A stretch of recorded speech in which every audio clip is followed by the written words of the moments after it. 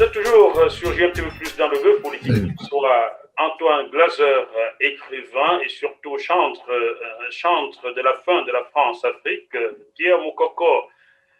Toi, le grand admirateur, surtout, tu t'es beaucoup inspiré d'Antoine Glaser pour écrire ce livre que je présente encore au public. Tu as deux questions à lui poser. À toi la parole, Pierre. Oui, bonsoir encore une fois. Je suis obligé de le redire. Je vous admire vraiment pour votre courage. Je pense que vous faites partie des meilleurs de votre profession en la matière, etc. Alors, deux questions. Alors que vous êtes l'auteur de nombreux ouvrages qui traitent des relations France-Afrique, je me suis rendu compte moi-même, en écrivant le mien, que les Français, lambda, n'importe quel Français, n'étaient pas au courant de la réalité de ces relations-là. Je me suis posé beaucoup de questions, mais comment pouvez-vous expliquer ça alors que vous avez écrit, et d'autres aussi ont écrit, bien évidemment, pour dénoncer les anomalies de cette relation franco-africaine, et les Français ne sont pas au courant? Je pense que le principal problème en France, c'est que les journalistes comme moi, je ne suis pas le seul, il y en a eu d'autres, qui ont écrit des livres, etc., on reste toujours dans une sorte, un peu comme la lettre du continent, dans une presse spécialisée. Et je pense que c'est dû au fait que les relations entre la France et l'Afrique n'ont jamais été débattues au Parlement, à l'Assemblée nationale en France, jamais été débattues parce qu'il y a une sorte de loi, écrite ou non écrite, je ne sais pas. Quand il y a des militaires français sur le terrain africain, donc sur n'importe quel terrain, à ce moment-là, les parlementaires ont beaucoup de difficultés ou ne débattent pas au nom de la préservation et de la sécurité des militaires, au nom du patriotisme, on pourrait dire. La France refuse de débattre des opérations réellement extérieures ou alors en petit comité, uniquement dans des commissions de la défense. Et je pense qu'il n'y a pas, si vous regardez sur une longue période, est-ce qu'il y a vraiment eu de grands débats en France sur la politique africaine? Jamais. Ça a toujours été, c'est toujours resté uniquement à l'Élysée dans ce qu'on appelle la cellule africaine, qui n'avait pas changé pendant très longtemps depuis Jacques Foccart.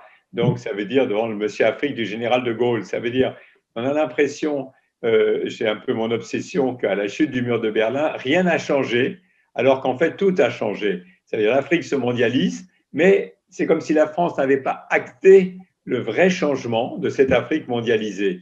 Et donc, on aurait pu imaginer, il y a eu quand même, on ne veut pas dire qu'il n'y a jamais eu de rapport. Il y a eu des rapports de parlementaires sur la francophonie, sur le business. Il y a eu beaucoup de rapports de députés, mais jamais de débat.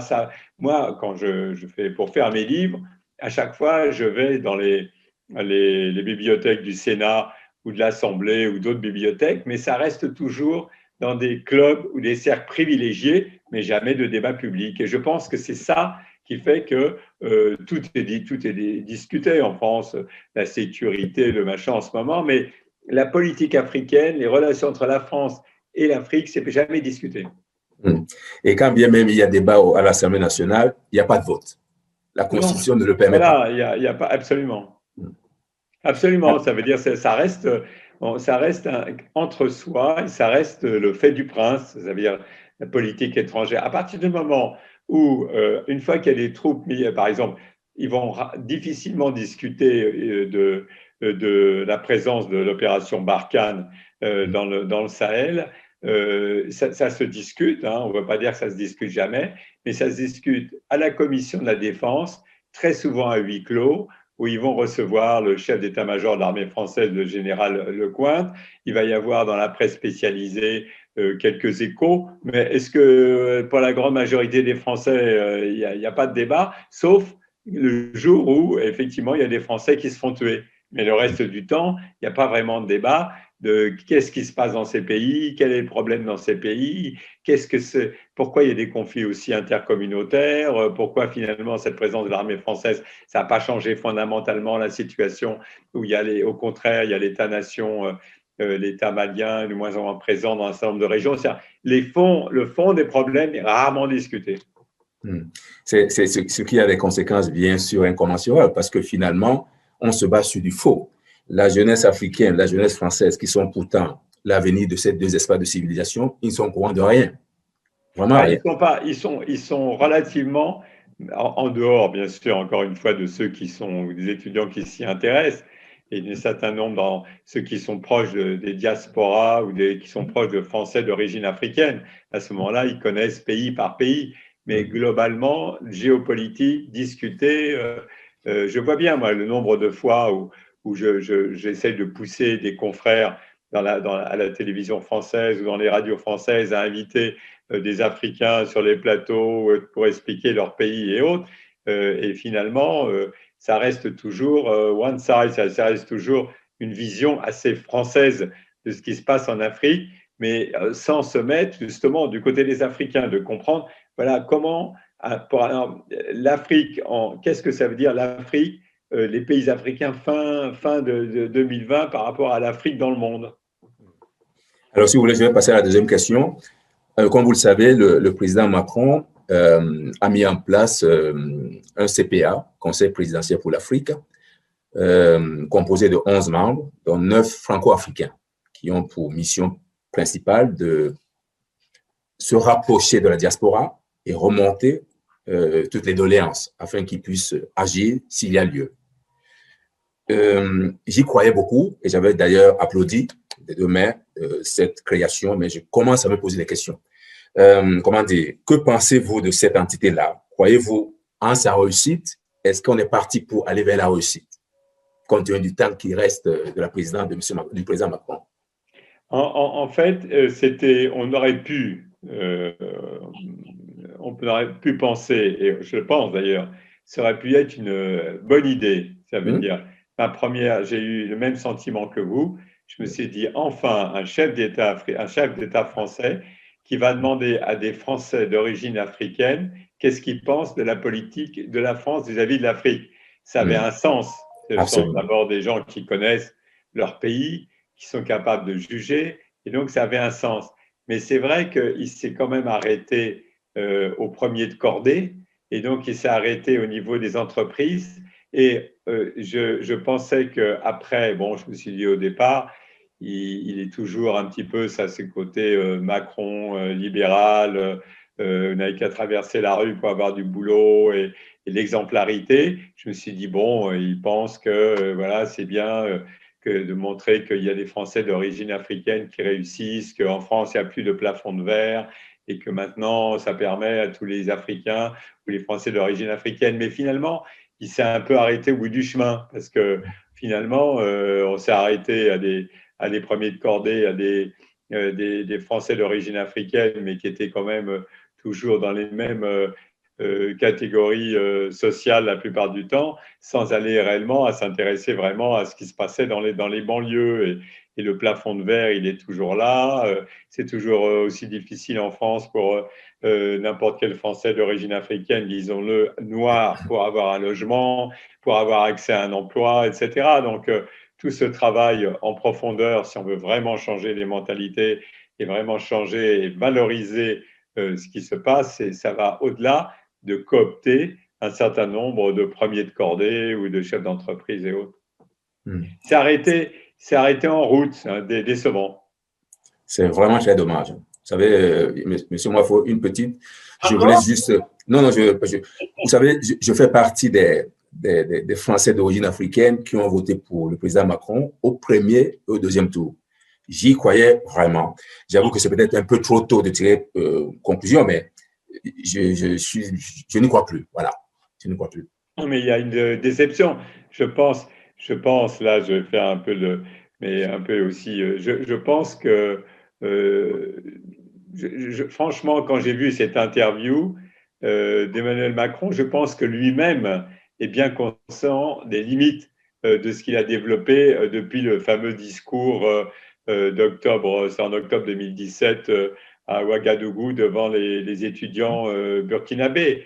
Quand on relit ce discours et qu'on voit maintenant le résultat, je pense que lui-même est bien conscient qu'il est, et voilà, j'ai l'impression qu'il est lui-même amer et déçu. C'est comme ça, pour revenir un peu à notre discussion du début, que je considère que c'est un acte de faiblesse de critiquer d'autres pays et leur attitude en Afrique, comme si c'était que la France était encore dans la France-Afrique. Je veux dire, c'est aussi parce qu'il est assez dépité de voir qu'il y a des sentiments anti-français, il est dépité de voir qu'il y a toute une jeunesse africaine, et bien à un moment donné, qui vont être bien plus écoutés des Turcs, des Russes ou des Chinois, et il ne comprend pas, alors qu'il dit ouais, je vous offre tout et tout, sauf que, encore une fois, c'est un peu un constat de l'échec, ou disons qu'il n'a pas été jusqu'au bout de la politique qu'il voulait mener. Mais il suffit de relire le discours de Ouagadougou et puis de tirer un peu déjà un bilan. On est quand même maintenant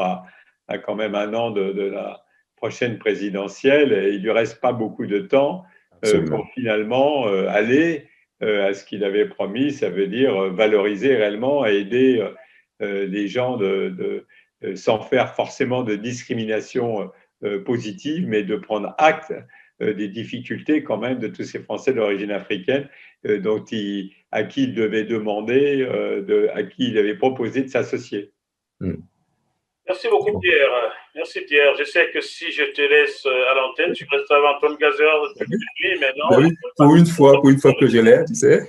Je ne veux pas te le permettre, Pierre, car on en reparlera autour de ce café que tu nous dois, Antoine et moi, car tu es arrivé en retard. Bon. D'accord. Alors, Antoine Emmanuel Macron pense avoir tout donné à l'Afrique. Il lui a tellement tout donné que des opposants, comme disait Joël Didier-Ngo, sont séquestrés au Cameroun par le régime soutenu par la France. Je parle de Maurice Kamto. Et on entend par la France, oui, il a fait un petit geste dans une Afrique, mais bon, j'ai fini par citer ce nom que je n'aime pas trop citer. Il a fait un petit geste. Il avait promis à un activiste camerounais qu'il savait la situation qui prévaut en Afrique, dans le génocide. Au nord et au sud-ouest du Cameroun, la France est au courant. Mais on ne l'a pas trop entendu, elle a quand même soutenu M. Paul Biya. En ce moment, il se déroule des tueries en Côte d'Ivoire où M. Emmanuel Macron vient d'adresser une belle petite lettre signée à son ami Alassane pour le féliciter pour ces simulacres d'élections gagnées. Je ne vais pas dire à la russe, mais plutôt pas à la soviétique, mais plutôt à la ivoirienne à 94%. Bon. Et on veut que le sentiment anti-français disparaisse quand on se comporte ainsi, Antoine. Est-ce possible? Oui, mais encore une fois, moi, la petite divergence que je pense que j'ai avec toi, c'est que moi, je pense qu'il y a une responsabilité, que je ne pense pas que les chefs d'État africains sont complètement instrumentalisés, manipulés par Macron et la France. Je pense qu'ils savent, eux, aussi en jouer et pour se maintenir au pouvoir, etc. C'était l'histoire du Cameroun, c'est incroyable comment Paul Biya, Macron se vante en disant voilà, j'ai dit que je rencontrerai pas, j'accepterai pas de voir Paul Biya. C'était une réunion, je me souviens, c'était une réunion de la conférence Interpol à Lyon et que je ne rencontrerai pas s'il ne libérait pas Maurice Kamto. Du coup, il se garde, enfin, il est content parce qu'il dit c'est grâce à lui que Biya fait, mais Biya en même temps pour lui. Il libère Maurice Kamto, and so what? Je veux dire, qu'est-ce que ça change rien. Donc, je pense que c'est pas one way. Ça veut dire, je pense que il y a aussi une sorte d'instrumentalisation réciproque entre les mêmes choses avec la Côte d'Ivoire, avec Alassane Ouattara, où Emmanuel Macron était dépité de voir qu'Alassane Ouattara lui avait promis de ne pas faire troisième mandat, il fait un troisième mandat. Et on voit bien que, encore une fois, Alassane Ouattara, d'après mes sources, c'est lui, je ne dis pas qu'il a fait la leçon à Emmanuel Macron, mais il lui a fait comprendre que ce n'est pas lui qui allait décider de ce qui se passait à Abidjan. Donc, on est dans des relations qui sont… On n'est plus… Enfin, peut-être parce que moi, je suis beaucoup plus vieux, mais moi, j'ai connu la période FOCA où il n'y avait pas… où il y avait… C'était il cooptait les chefs d'État au pouvoir et les types, ils ne bronchaient pas. Je me souviens que quand ils ne votaient pas comme un seul homme, je me souviens qu'un jour, Jacques Foccart était fou furieux contre Abdou Diouf parce qu'il n'avait pas voté pour l'histoire des Comores et Mayotte. Et donc,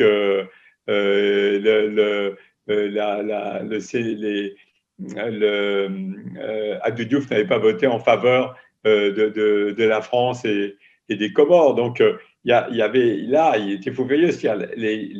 L'Afrique, les anciens précarés votaient comme un seul homme en faveur de la France. Et donc, ça, c'était vraiment reine courte, ça veut dire c'était vraiment la France-Afrique à l'ancienne, avec un système intégré, politique, militaire, financier, cooptation des hommes et tout. Pour moi, on n'est plus dans cette période maintenant. Chacun, il y a des marges de manœuvre, il y a un certain nombre de contrats qui ont échappé à juste titre parce qu'ils n'avaient pas obtenu les appels d'offres à la France dans des pays comme la Côte d'Ivoire. Et pour avoir les contrats, maintenant, c'est souvent le contribuable français qui paye pour avoir les contrats de chemin de fer, de tramway, de ci, de ça. Donc, on n'est plus non plus dans la période de la guerre froide. Très bien. Ben, il n'en demeure pas moins que dans un passé très récent, mon ancien président Nicolas Sarkozy se gargarisait en déclarant ceci: nous avons dégommé Laurent Gbagbo pour installer Alassane Ouattara. Donc, c'est toujours la France-Afrique. Voilà. C'est pas vieux. Et aujourd'hui, quand on sait qui Nicolas Sarkozy conseille, vous suivez toujours mon regard. Bon, je déclare que je n'ai plus à déclarer là-dessus. Nous allons maintenant, chers téléspectateurs, nous allons maintenant analyser et commenter les analyses de l'intellectuel camerounais Achille Bembe, qui a répondu à sa manière à Emmanuel Macron après cette interview dans ce journal dit panafricain. Alors, Antoine, je te lis ce qu'écrit Achille Bembe et tu commentes donc paragraphe par paragraphe. Il dit ceci: Emmanuel Macron souhaite que la France fasse preuve du même virilisme sans qu'à tout bout de champ ne lui soit envoyé à la figure son passé colonial, ou que lui soit chaque fois rappelé ses hypothétiques devoirs en matière de défense de la démocratie, des droits humains et des libertés fondamentales. Après tout, si les Africains veulent la démocratie, pourquoi n'en payent-ils pas eux-mêmes le prix? Ils aimeraient bien, mais je me souviens que Michel Alliot-Marie, il n'y a pas si longtemps, proposait que la police et l'armée française aillent aider quelqu'un en Tunisie. Et aujourd'hui, c'est le même cas au Mali et partout. Donc, que comprends-tu de cette analyse Oui, mais je comprends bien ce que dit Achille Bembe, mais c'est-à-dire que finalement, il y a la déclaration de Macron, elle est double, elle est toujours, en même temps, il reproche à un certain nombre d'autres pays d'avoir une diplomatie d'influence, et en même temps, il se dit qu'il est pour la démocratie et soutenir les autocrates, mais il n'a pas du tout, il n'a pas les moyens de sa politique. C'est ça ce que veut dire Achille Bembe, il n'a pas les moyens de sa politique. Il dit voilà, il faut faire ci, il faut faire ça, etc. Mais quelle est sa marge de manœuvre? Quels sont ses réels moyens? C'est comme ça que je le comprends. Il poursuit en disant ceci, toujours Achille Mbembe, oui. Le Camerounais. Le rapport des chefs d'État de la Ve République avec l'Afrique aura été avant tout motivé par les intérêts militaro-commerciaux. Dans ce domaine, ni l'âge ni les cas générationnels ne jouent aucun rôle, sauf peut-être idéologique, comme aujourd'hui. Les sentiments non plus, qu'ils soient d'amour, de haine ou de mépris, seuls comptent les raisons d'État, c'est-à-dire un ou deux juteux contrats grappillés ici et là. Et qu'est-ce qui distingue donc Emmanuel Macron de ses prédécesseurs? A-t-il mieux que pris l'exacte mesure de ce qui se joue effectivement, à savoir la vertigineuse perte d'influence de la France en Afrique depuis le milieu des années 90? Oui, on pourrait même aller, enfin, je suis complètement d'accord avec ça, ça veut dire on est encore plus dans la réelle politique maintenant que même au temps où la France avait de l'influence ou était puissante. On pourrait même aller encore plus loin en disant que comme Emmanuel Macron n'a pas de marge de manœuvre, il va encore plus appliquer la réelle politique et donc il va encore plus mettre sous la table toutes les formes de démocratie et au nom de ne refuser de donner des leçons, mais on est en pleine réelle politique. Ça veut dire qu'est-ce qu'il peut dire à des pays quand il veut des contrats. Achille Bembe poursuit sur le franc CFA. Ouh là là, c'est un grand programme. Hein? Je salue Nicolas Abou qui était ici tout récemment pour en parler. Quelqu'un qui, en un laps de temps, a fait des centaines de milliers de vues, tellement le sujet est passionnant en Afrique et même en France. Achille Bembe dit ceci: le franc CFA n'est toujours pas aboli. Bien accusés, les régimes violents et corrompus ne cessent d'être placés sous respiration artificielle. Les opérations militaires se succèdent, même si, pour l'heure, elles se soldent surtout par une interminable métatasme des groupes djihadistes et autres cartels de trafiquants et caravaniers. Un député communiste d'ailleurs a estimé ce jour-ci que a rejeté, les communistes français ont rejeté la réforme du franc CFA faite par la France, estimant que c'est de la poudre aux yeux, une réforme taillée pour faire la part belle aux entreprises françaises, un changement de nom passant, je le cite, de la France-Afrique aux multinationales Afrique. Oui, j'ai lu là cette intervention du député communiste et ce qui relevait et ce qui est une réalité, c'est que il trouve qu'Emmanuel Macron il a fait des déclarations cosmétiques, mais ce qu'on peut aussi considérer d'une façon très négative. Si on peut pas être en même temps pour l'intégration régionale, hein, ça veut dire avec le Grand Nigeria et le Ghana, et à la fois en même temps dire voilà maintenant. Alors il a pris Emmanuel Macron avec le soutien d'Alassane Ouattara, ils ont nommé l'ECO, alors que l'ECO pour le CFA, c'était pas du tout ce qui était prévu. L'ECO, c'était pour la monnaie de la CEDEAO avec l'ensemble des pays anglophones et francophones. Donc, c'était vraiment, encore une fois, une sorte. Les Africains anglophones ont considéré qu'il y avait une sorte d'instrumentalisation de Paris, sous couvert de soi-disant relâcher le lien, le cordon ombilical de la monnaie. Ils pensent que. Et en fait, ils se sont tellement mal pris que maintenant, le Nigeria. En fait, le Nigérian ils ont dit aux dirigeants d'Afrique francophone de deux choses l'une. Soit on fait une monnaie ensemble, et on l'a fait ensemble, et à ce moment-là, il n'y a plus de cordon ombilical, trésor français et puis l'euro, on fait un panier de monnaie. Mais si tant que vous serez avec le trésor français, on ne pourra rien faire ensemble. Est-ce qu'on pourrait assister à une création d'une monnaie unique qui appartiendrait aux pays anglophones et lusophones d'Afrique de l'Ouest et à côté? Si ça continue comme ça, bon, tout est possible, mais c'est vrai que tout le monde critique, et beaucoup de gens, on peut critiquer l'Union africaine sur un certain nombre de plans, mais c'est vrai que les seules choses qui avancent en ce moment, c'est quand même l'intégration économique de l'Afrique. Et c'est vrai qu'au bout d'un moment, si rien ne se fait avec les pays francophones, on peut imaginer qu'il y ait des regroupements régionaux de monnaie avec des pays qui actuellement s'appuient sur des paniers de monnaie et non pas liés à l'euro. Mais encore une fois, il y a deux choses. Il y a le franc CFA, le passage d'intégration régionale à l'éco, mais il y a aussi le lien avec la France. Et c'est vrai que Emmanuel Macron a donné l'impression de céder énormément en disant voilà, il n'y aura plus de Français au niveau de représentants français dans les banques centrales BCEAO, BEAC.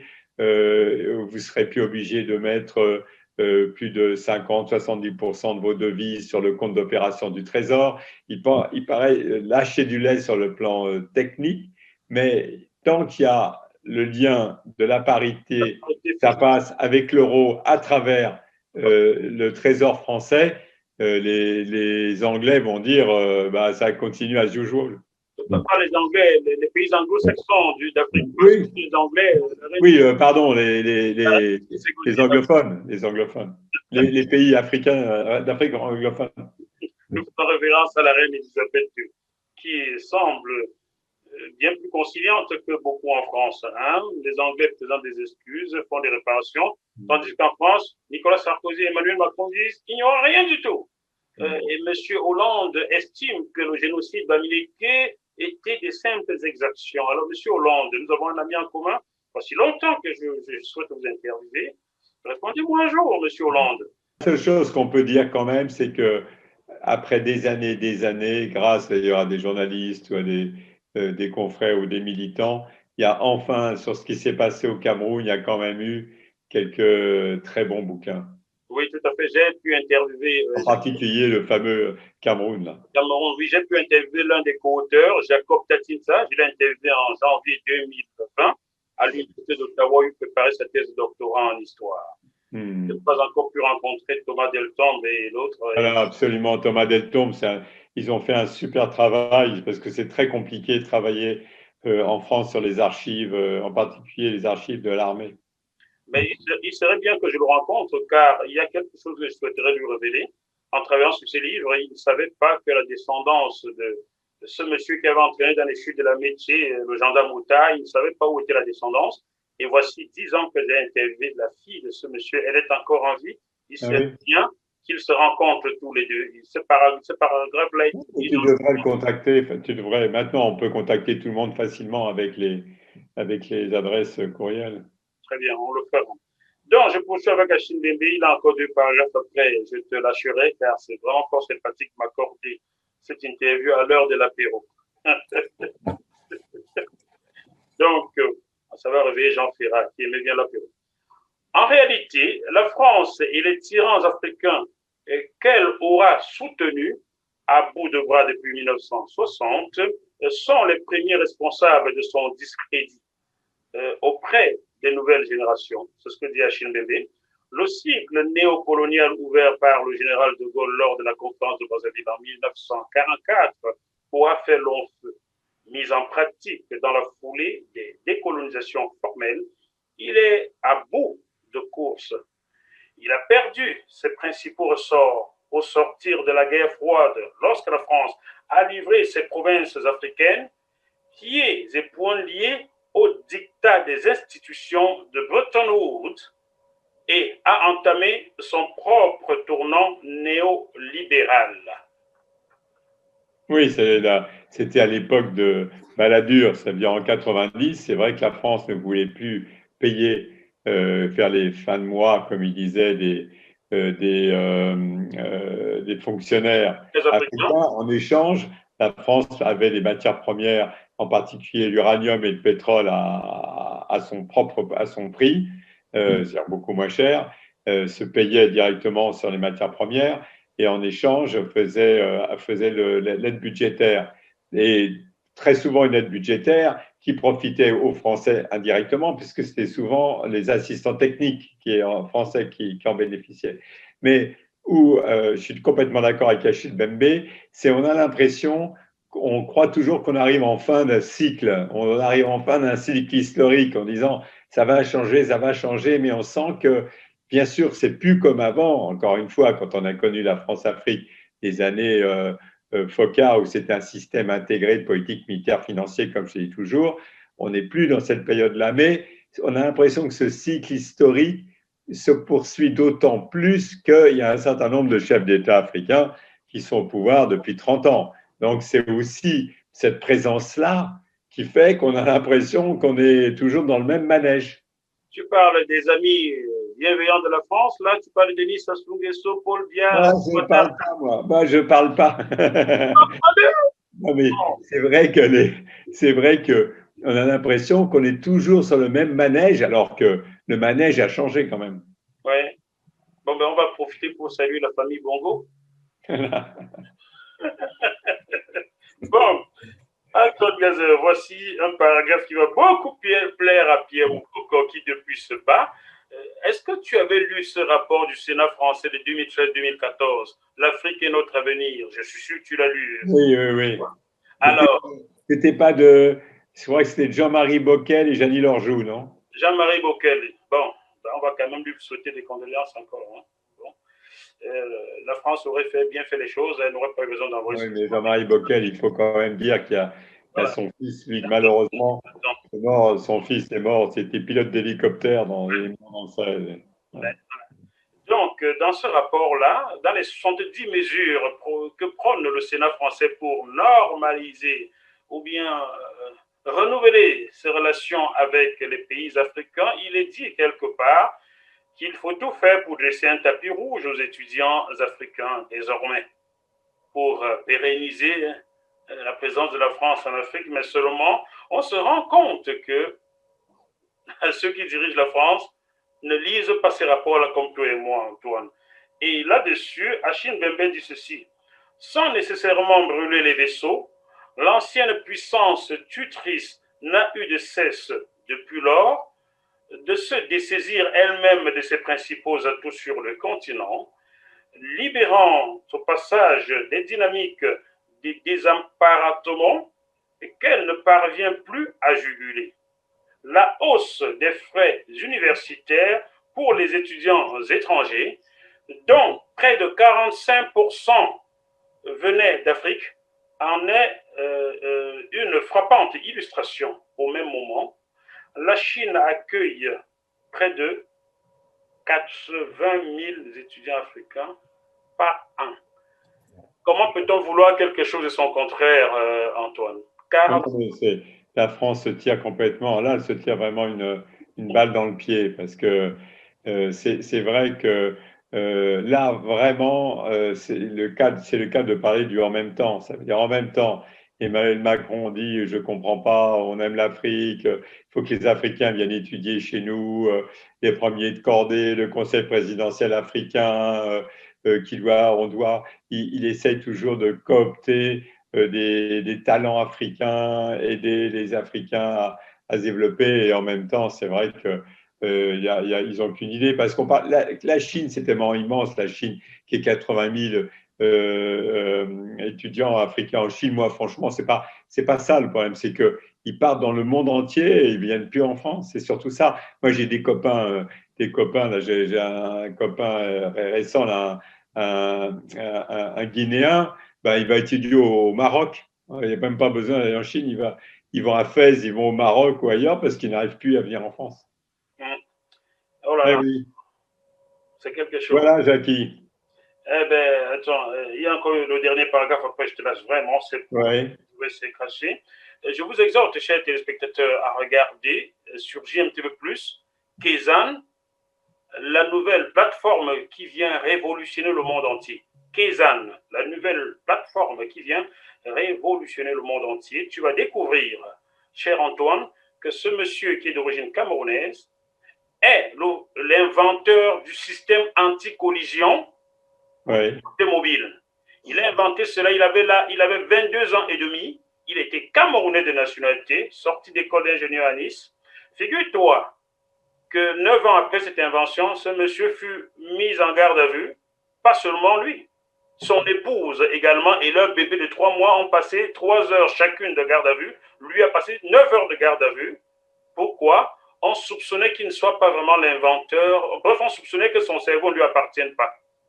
Aujourd'hui, il vient de créer cette nouvelle plateforme Kezan qui est au-dessus de Google, Facebook et WhatsApp réunis. Nous allons tous utiliser Kezan, même toi, même l'administration française et tout.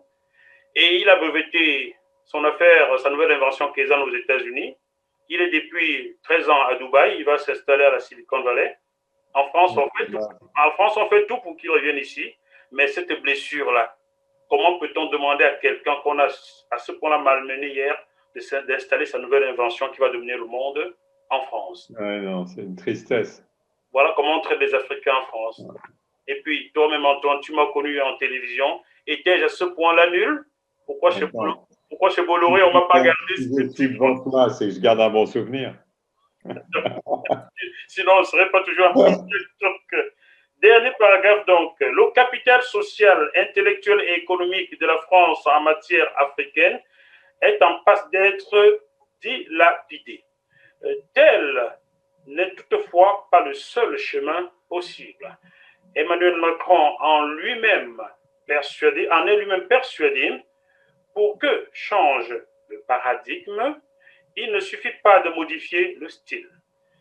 Il faudra reconstituer de véritables capacités d'analyse historique et prospective.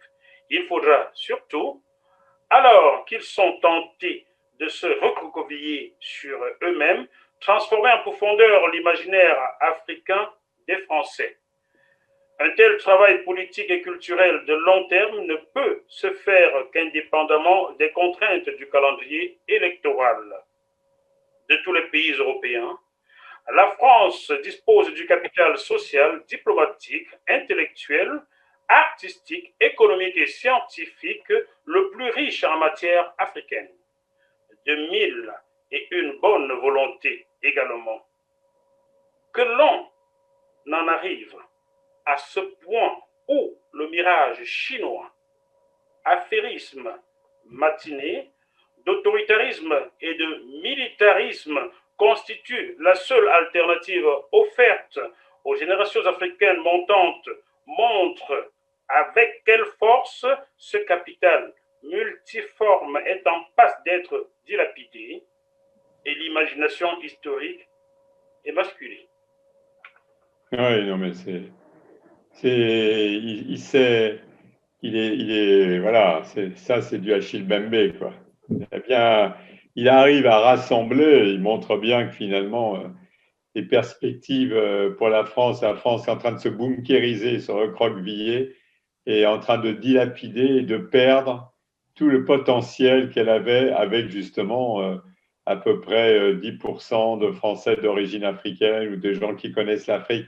Parce que ça va au-delà, quoi qu'on pense même de... moi, j'ai eu le premier à critiquer les coopérants de certaines périodes qui se sont substitués aux Africains. Mais où Achille Mbembe a raison, c'est qu'il y a une connaissance en France dans tous les... Tu vas dans n'importe quelle famille française, tu le sais aussi bien que moi, tu as quelqu'un qui a un rapport quelque part avec l'Afrique. Soit un copain, soit une copine, soit a été en Afrique et autres. Et c'est ce capital-là que la France ne sait absolument pas valoriser. Pierre Moukoko, tu es toujours là? Ben, je suis là. Il va falloir dire au revoir à ton idole, là. Je vais demander la route.